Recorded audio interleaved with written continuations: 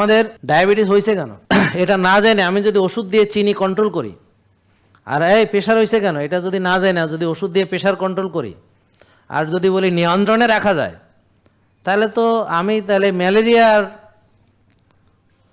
ওষুধ না খাইয়া প্যারাসিটামল খেয়ে জ্বর নিয়ন্ত্রণ করে কমতে আমি তো বিরাট ভালো চিকিৎসা করতেছি। এখন যদি কোনো ডাক্তার আপনার ম্যালেরিয়ার রোগ নির্ণয় না করে আপনাকে প্যারাসিটামল খাওয়াইয়া রাখে দীর্ঘদিন, তো একে কেমন ডাক্তার বলবেন? যে আপনার ম্যালেরিয়া জ্বর কিন্তু সে কোনো ম্যালেরিয়া ট্রিটমেন্ট দিল না, বা টাইফয়েড জ্বর কোনো টাইফয়েডের ট্রিটমেন্টই দিল না, সে বলল ও প্যারাসিটামল 3 বেলা। তাইলে যেই লোক চিনি বেশি, চিনি কমায়, ওষুধ খাওয়ায় 3 বেলা 2 বেলা, কিন্তু কি কারণে ডায়াবেটিস সেটা কোনো দেখে না, সেটার কোনো পরামর্শ দেয় না, তাকে কি ডাক্তার বলবেন? তা আপনারা এইসব ভুয়া করে আপনি টাকা পয়সা দিয়া নিজের সর্বনাশ করতেছেন, তাদের ভিজিট দিতেছেন, দিয়া সেও রুগী আপনিও রুগী, হ্যাঁ ইনসুলিন না আপনি ইনসুলিন না, 2 রুগী, 1 রুগী আর 1 রুগীর কাছে চিকিৎসার জন্য গেছে। আহাম্মকি কাকে বলে, কত প্রকার এবং কি কি, এটা আমাদেরকে দেখলে বোঝা যায়। এখন এই যে আমরা বোকামিটা করতেছি তার কারণ কি বলেন তো? অজ্ঞতা। এজন্য আমি আজকে আপনাদেরকে সর্বপ্রথম শেখাতে চাই যে কেন ডায়াবেটিস হয়, কি কারণে হয় এবং কিভাবে ডায়াবেটিস ভালো হয়ে যাবে। হ্যাঁ, এখানে কোনো নিয়ন্ত্রণ ফিয়ন্ত্রণ না, ভালো হয়ে যাবে। বুঝেন নাই কথা? তাহলে আসেন আমরা এটা শিখি, নাকি শিখবেন কিনা?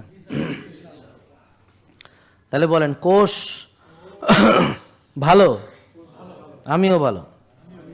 কোষ ভালো না, আমিও ভালো না। কোষ ভালো, আমি ভালো, কোষ ভালো না। কোষ তো ভালোই থাকে, আল্লাহ তো আপনাদের সবাই ভালো ভালো কোষ দিছে। নাকি আপনারা জন্মান্ধ হয়ে জন্মগ্রহণ করছেন?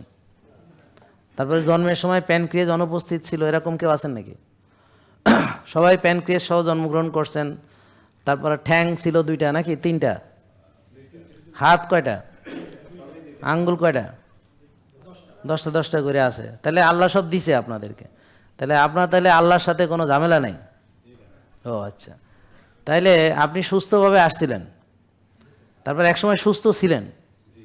হ্যাঁ, তখন আপনার কোষ্ঠ সব ভালো ছিল, আল্লাহ ভালো জিনিসই দিছে আপনারে। কথা বুঝতে পারছেন? ব্র্যান্ড নিউ একটা গাড়ি শোরুম থেকে আনছেন, আপনি ছিলেন সেরকম। এরপর গাড়ির যত্ন নেন নাই, চালাইছেন তো চালাইছেন, কিন্তু গাড়ির মধ্যে তেল দিছেন সব কেরোসিন, সব মিশাইয়া, হ্যাঁ, অকটেনের বদলে কেরোসিন দিছেন। বুঝতে পারছেন? গাড়ির মধ্যে যেই তেল গাড়ির যেটা দরকার না সেইটা দিছেন। আল্লাহ এটা বলে নাই, বলছে এটা অকটেনের গাড়ি, আপনি সেখানে কেরোসিন দিছেন বা মিশাইছেন, ভেজাল করছেন। তারপরে গাড়িরে না চালাইয়া গাড়ি ফালাই তুইছেন গ্যারেজে, চালানো নাই, কোনো মেনটেন করেন নাই, তো এই গাড়ি ভালো থাকবে? তাইলে দেখেন, আপনি নষ্ট খাবার খেয়ে কোষ নষ্ট করছেন, বেশি খাইয়া সেটাকে ব্যবহার না করে কোষে ওভারলোড করছেন। আপনি ব্যায়াম করেন নাই, কোনো কায়িক শ্রম করেন নাই, আপনি ঘুমানো নাই ঠিক মতো, রাত জাগছেন, টেনশন করছেন, রাত্রে ঘুমাইতে যান নাই, ঘুমাইতে গেছেন 12টা 1টা বাজে, 2টা বাজে, টেনশন করছেন, খাইয়া না খাইয়া যত টেনশন আছে সব আপনি একাই করছেন। জেকে লাইফস্টাইল লিমিটেড, ওষুধ মুক্ত সুস্থ জীবন।